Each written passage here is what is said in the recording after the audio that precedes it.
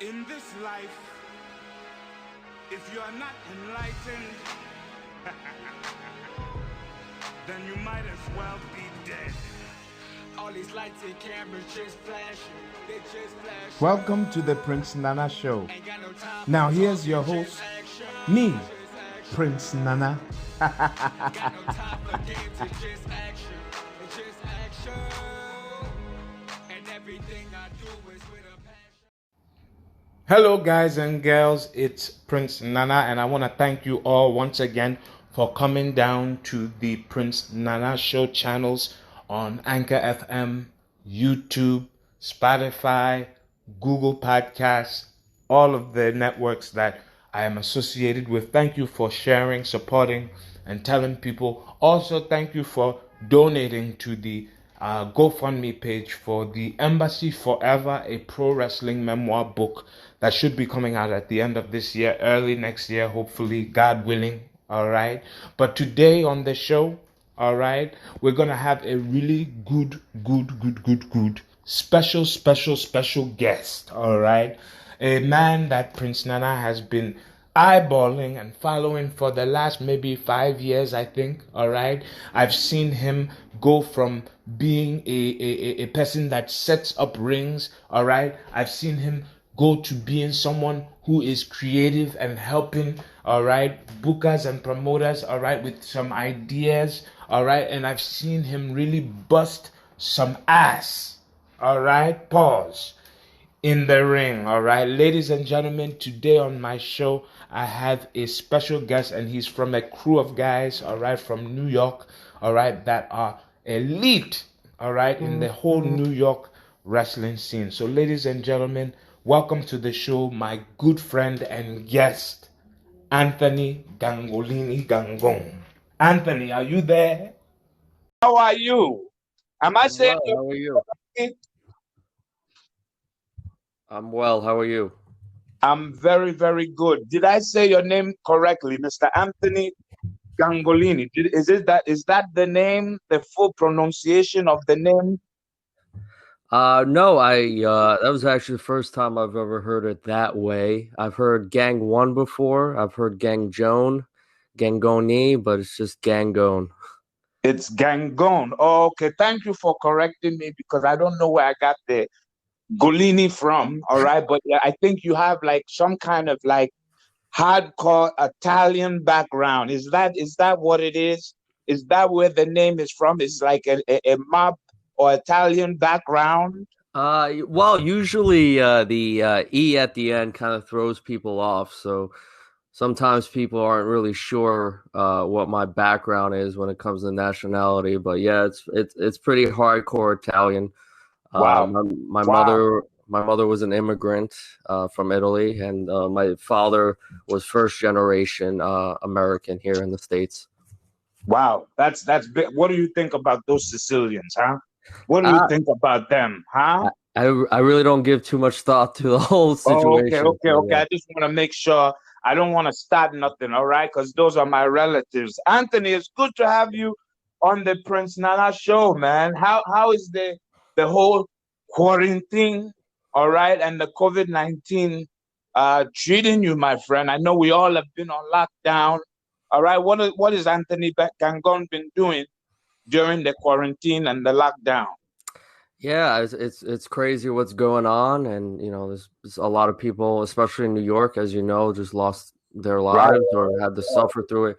But for me, luckily everyone's safe that I know of, and I'm safe, and it That's really good. was a weird time that everyone had to put their lives on pause, and for me, I feel like I benefited from that. It was nice to just not, because you lived in New York, and Right. you know how the hustle and bustle is, and it's just strange that all of a sudden everything just stopped. But it was kind of nice to deal with that, and just doing, just hustling around, and I think a lot of people get to realize life itself with this whole pandemic going on. Is that what you're kind of like saying? Like it just people needed to get back to realization of life? Yeah, I think so. There's a lot of people that probably don't see it that way, and they have a right to feel that way because, our government response not the best to this, and there's a lot of people suffering that are the little people, not the people having shrimp cocktail, right? But Oh, but I'm not laughing at that, but I know what you're saying. yeah, Oh man. so But just for anybody who is listening, all right. Anthony Gangone is to me is a New York City pro wrestler, all right, who has been putting his name out there over the last 4 to 5 years. All right, I've been seeing your name popping up in some of my most favorite matches, my friend, just to watch on YouTube. All right, I watch it on YouTube all day, Anthony Gangone, just beating people up. All right, but Anthony, all right, can you introduce yourself to the listeners, all right, and tell them who exactly you are? yeah, I mean Anthony Gangone, one above all. Basically, who I am is that I fight for me, and through fighting for me, that I fight for a lot of people that are completely voiceless. And I don't like authority. I don't like people in power because absolute power always corrupts. And Right. I feel like I'm one of those people that doesn't care about being in the cool circle or with the cool kids. I just do me and try to be the best person I can be. And of course, I fail at that often, but at least I We all continue to do. We try. all do. Yeah. We all do. Well, that is a really, really cool introduction. When getting into the wrestling business, all right, or just being a fan coming up as a child, all right. Who were some of your favorites coming up? Like who were some of the wrestlers that inspired you to watch wrestling? Not get into it, but just to even watch it. How did you start watching wrestling? Yeah, I started watching as one of my earliest memories. I would say it had to be around 1996, and actually, the Ultimate Warrior, and that was his third run at that point, was like completely captured my imagination as a child, and from there, I've Right. just been in love with wrestling ever since. I never stopped. I never stopped watching, never stopped loving it since 4 years old, and then. And around 2007, 2008, I discovered this little company that you may not, I don't know if you heard of it, Ring of Honor. Right. And Yeah, just a little company. I know that. and that just completely it was like amazing to me because all I grew up on at that point, like I knew about ECW, but I Right, watched it right. on TNN, which was I guess a watered down version. But Ring of Honor to me, like I remember just watching one match, which was I guess an undercard match, but for me it was like the greatest match of all time. It was like Davey Richards versus Eric Stevens, and the Oh intensity man. that they had. Oh man. Yeah, Oh man. I just can't I can't even fathom, all right, because I was, there at the time, but I can't fathom how a fan, all right, and you're a pretty young guy, you're in your mid-20s, all right, how someone discovered Ring of Honor and was inspired to get into the wrestling business. That's really, really, really a cool thing. Were there any particular matches that were some of your favorite watching yeah. from the Ring of Honor days? Yeah, so the first match that really just was just an incredible main event. It was just when Ring of Honor got the pay-per-views. So it was Austin Aries versus Nigel McGuinness at Rising Above. And that's the match where Nigel got the concussion from the Right, Lope. right. And he wrestled the entire match completely out of it and just I gushing remember blood. I was there that night, I believe. Yeah, yes. And that match just I it was just incredible. And then Morishima versus Danielson, and then I after I fell in love with Ring of Honor, I went back and bought all the DVDs from the years that I wasn't watching Right, currently. right. So even as crazy as stuff as like the Steel Cage Warfare that you were involved with, Classic. and yeah, it's just really the Jimmy Rave feud with CM Punk and Punk versus Joe and all these like incredible moments that I hope people still or I mean I don't know about Honor Club, but I hope people still are able to see because I have the Yeah, yeah, DVDs, they luckily. can. Yeah, yeah. It's on the Honor Club for ringofhonor.com, and people are still able to get it. From that generation, all right, and then I'm gonna get into a number of other questions, but from that generation, all right, if there was one guy, all right, or one girl, all right, because this is an all-inclusive business now, all right, you know that, all right. There's some girls that will whoop your butt, Anthony. I think they All right. have on camera. Okay, so send me those clips so I can add it to the podcast. But who from that Ring of Honor generation would you have wanted to get in the ring with today? I think the person I would like to get in the ring most with was Austin Aries because as a fan, Good choice. Good choice. I related to him the most because he was similar in heights.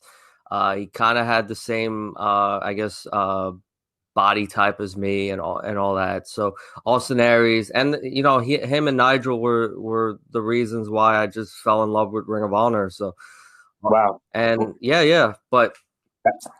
And he's always been incredible to me anytime I've seen him at shows and even online. And I know that He's a wealth of knowledge. yeah, That guy Austin, forget it. He's done it all.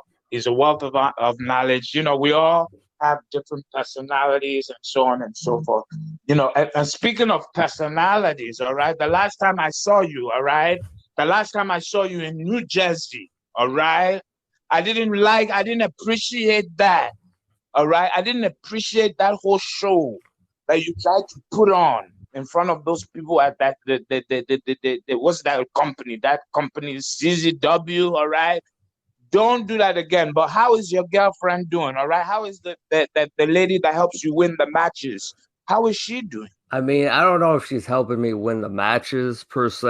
I You think, sure about that? yeah, I think she's a good influence to have in my A corner. good distraction, maybe. No, I think she's a good influence to have in my corner because there was so many times in my career where I wasn't focused enough, and she kind of resets me and puts me in the eye of the tiger.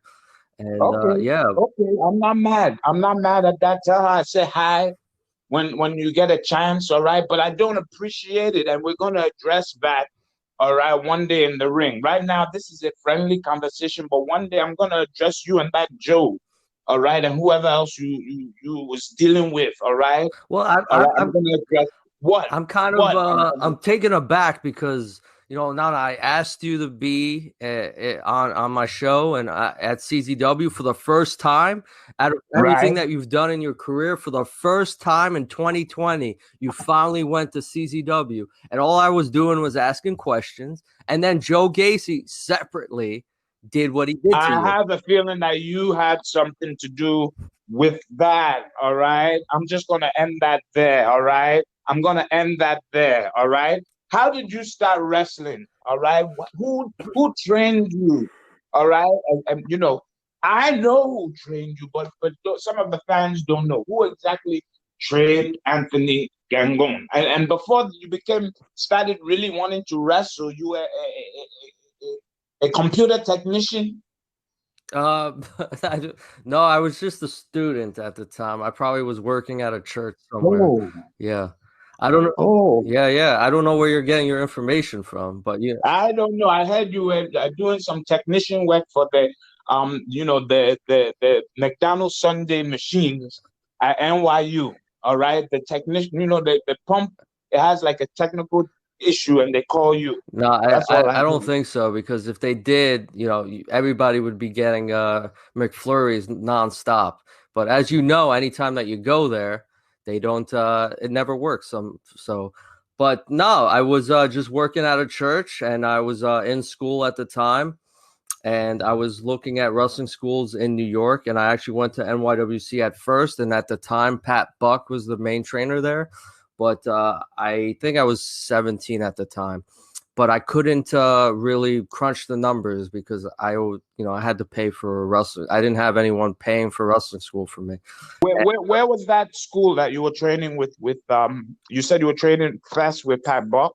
No, I went to NYWC. That's in Long Island, Deer Right. Park, to check it out first. Okay. And I couldn't crunch the numbers as far as paying for the tuition and the travel there.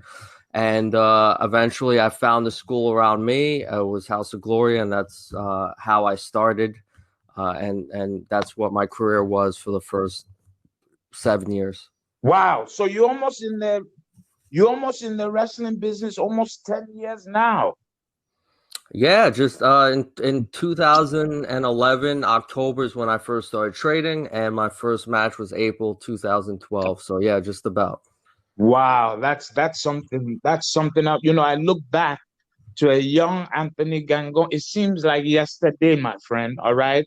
So when you say House of Glory, all right, HOG, you were actually trained by Amazing Red and Brian Excel, Yeah, those were the two. top trainers there. Yeah. By the way, good friends of mine. All right, I've gone up and down the road with them. All right, you know all the stories. All right, but let me ask you this, Anthony. All right. Were you the booker at House of Glory? Huh? How come I didn't get booked at House of Glory? Are you the booker there still? And are you still working with them? What's going on? Huh? Well, I mean, let's use logic at this point.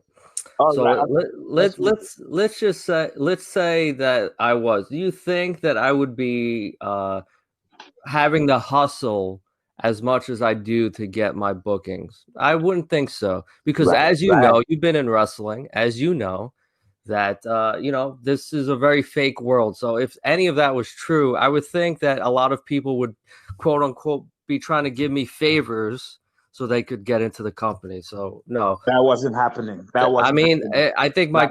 my career is pretty clear of that. That everything that I've done outside of there, as you know, I've scratched and clawed, and people luckily have given me opportunities.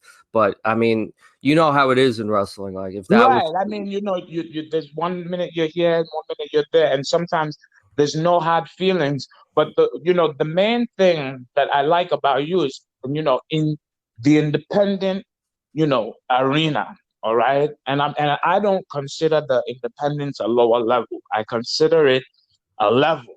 You understand what I'm saying? Mhm. But in that arena, you're considered a pretty decent mind, all right? I've had, over the years, different companies, wrestlers, this and that, coming to you, not only for in-ring, kind of advice or kind of like a body to try new things, but you're also a good mind when it comes to putting, people together for great matches, so on and so forth. Can you tell me a little bit about that side of Anthony Gongon? Yeah, I mean, I don't. I remember there was a point in time where I was supposed to be in a world title tournament, and there was another one of my peers in the same tournament, and we were both losing in the first round. And I just thought how stupid the school look to have that happen. So I basically said like, hey, either I should or the other person should go to the second round at least and then lose there, so that we don't look like a bunch of quote unquote scrubs or whatever. And Right. then from that, I was able. I did the no ropes match with Quinn. That was a complete throwaway match that live audience completely loved. And then we did the second one with Ken, and that match was even bigger. And then the third one was even bigger. And then I guess, Everything just kind of meshed together and you were going with the flow, it seems like kind of just, helping out, yeah, being a good guy, quote unquote. yeah. I mean, I enjoy that. I enjoy giving my suggestions, but they're mostly suggestions. Like Right, I right, never. At the end of the day, it was whomever's opinion, and anyone could have went there and told their suggestions. It's just I was more vocal, and not just for me, because I was, in my opinion, I was, some of the stuff that I did was completely stupid, but right, I right, I did it because I thought it was the best, or it's not worth fighting for. That wasn't the right. situation to fight for. And at the end of the day, this is professional wrestling. It's entertainment, and like if the business is not, you know, yours, it's kind of hard to kind of like dictate certain things. But are you happy? Did you hear about the Master P deal over at House of Glory? Are you happy to hear that at least? I mean, I kind of knew about it for a while before it actually, even the meeting actually happened. I mean, I hope for the best for them, and Good, good, I, I hope good. everything is good, and hopefully it works out because in this climate of wrestling, it's crazy. If this We all pandemic need to stick together. Yeah, if yeah. if this pandemic showed anything, is this how fragile the business model of wrestling in particular is. So That's very, very true. One day, I think the fans, all right, over at House of Glory are gonna love to see you back there. I hope to hear that happen maybe one day in the future. But you know, in why pro wrestling? Why didn't you continue to, go to NYU to become a chef? All right. Why didn't you like you know go into the modeling business? All right, I don't understand why pro wrestling. Why did you pick pro wrestling, and where do you want to go with it? yeah, well, I actually do have my degree. I do have a bachelor's degree, and so I did. In chefing? Oh No, wow, I can hire not you. I no. can hire you. No. I can't. I mean, I can cook, but not at a degree level. Uh, Oh, what's your degree in? it's in sociology. Wow, Yes. that's big. That's big, my friend. Yeah. From and is that from NYU? No, it's not from NYU. It's another city college. I'm not gonna say exactly where, but it's on the. Why you afraid? No, All I right, gotta well, keep. okay, I'll let them know. All I right, gotta keep some it's mystery. TCI. I gotta keep some Ladies and mystery. gentlemen, it's TCI, all right, and we all know it, all right, and that's it, all right. At least you got it, all right, and you're good to go. No, I'm just messing with you, Anthony. I'm very proud to know that you have your sociology degree and that you have a plan B in effect because a lot of the times, and you're a grown man now, you've been in the wrestling business for almost 10 years. A lot of times people get delusional, all right? They get delusional and they don't realize that the wrestling business has a bunch of different, opportunities, all right? And if things don't go good in the ring, there's opportunity here. If things don't go good in the office, there's an opportunity outside so I definitely commend you on having your associate's degree, but I mean your sociology degree. But why? All right, why did do you what do you see in the next couple of years for Anthony Gangone? Yeah, I mean, when I first joined wrestling, besides it being a love and passion, I just thought to myself, well, what am I gonna do? Am I gonna be on the internet and just complain about what I see on TV, or am I gonna try to be about it? And that was kind of my goal. Is like, okay, so I see what's going on in wrestling, and I think that I can do it, or I can do it better. And that was my thought process. And what I think is going to happen for me in the next couple of years is that I'm going to continue to keep grinding because this is a true journey. It's a marathon, not a sprint. And I think Mm, mm, and I think right. there's I do think and I do feel strongly that there will be good opportunities for me in the future if I continue to stick with it. And like there's been so many negative situations that have happened to me surrounding wrestling, and I think that those have only made me stronger. When for a lot of people that it would break them down, and for me, I feel like it Right. just continued to fuel me because I'm not the type of person that's just gonna lay down and die, and that's just not me. And maybe there was a point in time that because we're all insecure in some way, that maybe that was a Right. Right. possibility. But no, you got to keep fighting. And like I'm the happiest that I've ever been in my life right now, and I feel like everything's going well, and I'm dealing with people that I enjoy, and there's no drama, there's no stress, so it's all good. That's a beautiful, beautiful, beautiful thing. I'm so happy to hear that. From someone like you who is grinding it out there. All right, who is a pleasure to have in the locker room. I can see you. in any of these major companies on the independents, whether you're talking about Kurt Bauer's MLW, or if you're talking about Sinclair Broadcast Group, Ring of Honor, if you're talking about Evolve NXT, whatever the case may be, I can see you, coming in there and being a very viable part of the company. All right. Now, Mark Quinn, Isaiah Cassidy. All right. How do you feel?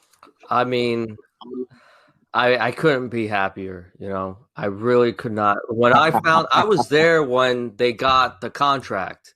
I was right there with them. We were just about to go out to have a match, and they got the Right. email from someone in AEW sending them the contract. And I couldn't be happier because there's no jealousy, there's none of that. Like those guys were exactly the same people that I met the first day of their Right. training. They never changed. They still don't change. They still talk. There's a lot of people that once they get to the next level, they unfollow you and they pretend like they Right. don't know Right. you. But Right. Mark Quinn and Isaiah have never been like that. They always been supportive. They always still talk to me, and it doesn't. We don't half the time we don't even talk about wrestling. We talk about just life. Just regular And life. That's and something. it's often, and I'm so happy for those guys, and they have so much more to give to wrestling that they've shown thus far. And Mark Quinn, a lot of people think that, oh, he's just a high flyer, but he's one of the smartest wrestlers that I've been in the locker room with, and I think he's the best guy ever to come out of House of Glory. And he's the fact that even Jim Cornette thinks that he's a talent, I think says a lot in this climate of social media and wrestling. But I You love know, those guys, and they're always been great to me, and I love working with them, and I'm so happy for them. some of my favorite matches come from the private party with Anthony Gangone, and I think you had some matches with Ken Boy, a couple of guys that you tagged with. One thing that happened, I believe, in the beginning of this year or the end of last year was the rest in peace, the death of Matt.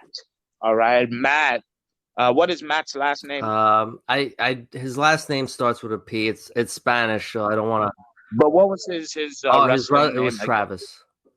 Travis. All right, Matt Travis. All right, and I didn't know Matt well, but I met him at I believe it was the Game Changer Wrestling. All right, for a tribute to Homicide. All right, Homicide. I'm gonna see you again. All right, but I met Matt at that event. He was such a pleasure, all right, to meet. He was very nice in the locker room. Tell me a little bit about Matt and his legacy, um, in within the wrestling community. Yeah, I mean, so I'll preface this, but because I just got to be real with things, because I don't care for people that just pretend like nothing happened, kind of thing. But at towards the end of Maddie's life, which that's how I knew him, like we were not on good terms, and it wasn't anything that I particularly blame him for, but it was just someone put him in the middle, kind of thing, and you know how that goes. But for me, I'm always going to remember the good times and the great times that I had with him, like traveling on the road with him. I would, anytime that he wanted to tag along, even if he wasn't booked, he was always in my car. And at one point I felt like we were getting closer because we were doing these trips and they were long trips. And he was, even at the times that we disagreed and we had issues, he was still a lovable person. It was hard to be mad at him, kind of deal. He was very Yeah. real. He was a very real guy. I think one of the, he was someone from, shoot, where I'm from. When I say where I'm from, where I've had my home in Brooklyn, New York, for a very long time. I know he was from uptown, all right, but he was looking for a way out, and to learn how to deal with different people. The wrestling business is good for that. It's very therapeutic, and I think the wrestling business was therapeutic for him. And rest in peace to him. I'm glad that at least you had fond memories. Things happen, but it's good that you still talk really, really good things about him. I know you're a mental health advocate. Yeah. All right. Recently, um, you know, a huge pro wrestling superstar passed away, Hannah. Mhm. All right, from suicide. Rest in peace. I know you're a huge mental health advocate. What made you become so into to being an advocate, pushing it, helping people with mental health issues, and so on and so forth? Yeah, I mean, I was diagnosed with bipolar disorder in April Mhm. 2017. And at first, I wasn't really responsive to it. I would deny it. And then eventually I did accept it. And I never wanted to tell anybody. And very minimal amount of people knew about it. And I didn't want to tell anyone until I got to a certain platform where I thought I could help the most people that I could. I didn't want to do it Right, where being just a nobody on the indies or whatever.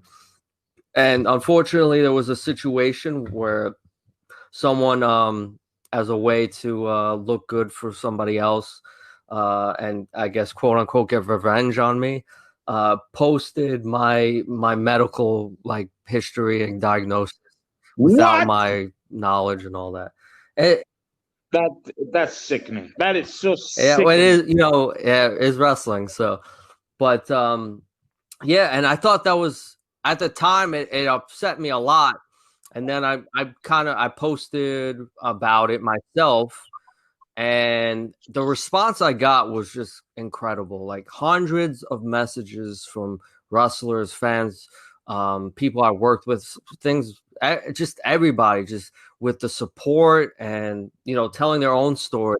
And Right, you'd be right, surprised. There's so many people that deal with mental health issues or know someone that do, family members, whatever. And I thought to myself, and I always wanted to do this. I want to help people out in that way.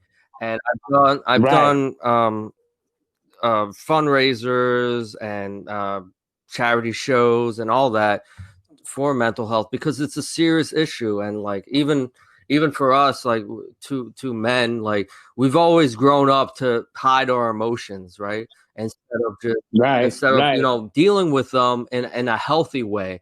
And a lot of times many people, man or woman, deal with it bottled up because they're called a victim, or that they're weak and all this other stuff. And it ain't about that, because everyone has to deal with this in some way. No one's perfect. No one can just fight through everything. Everyone has a low moment, and we need, as a society, to not validate those people that say, "Oh, you're weak," or "You're a victim," and all that. No, it's about having an open, honest conversation about mental health, which is just as important as physical health.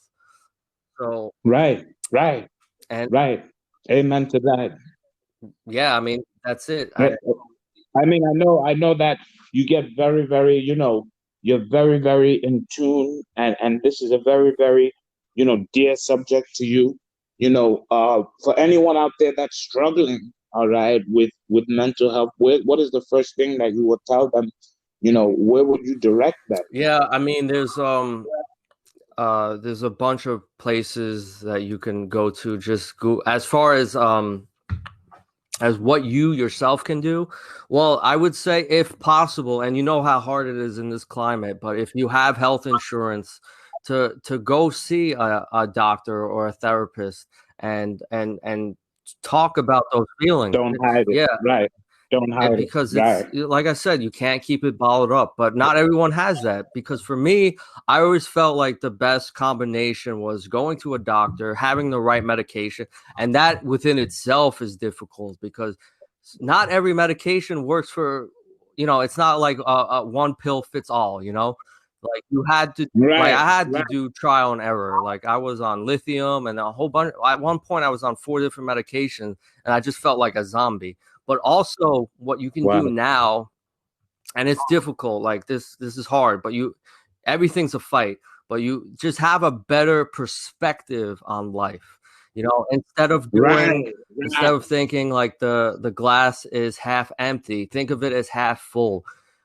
Because at the end of the day, whatever bad situation is occurring, it already happened and it's going on right now. Your reaction is what's gonna dictate how you feel about it. And That's some of the great. That was some really, really, really, really, really, really good advice from Anthony Gangone, ladies and gentlemen.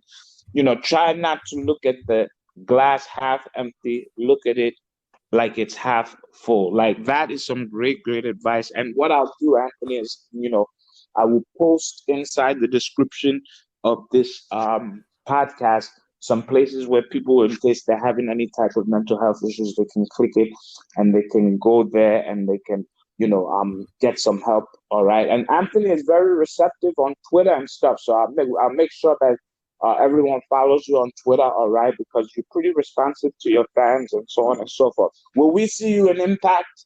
All right. Will we see you in where in AEW or NXT within the next year? Come on, Anthony. It's about that time. I'm ready to see it. Everyone is ready to see it. All right. And I think WWE, when they discover you, all right, or when these companies really discover you, I think it's going to be on and popping, my friend. When are we going to see that happen? Come well, on, Anthony. I do think that it's time to start making the next steps.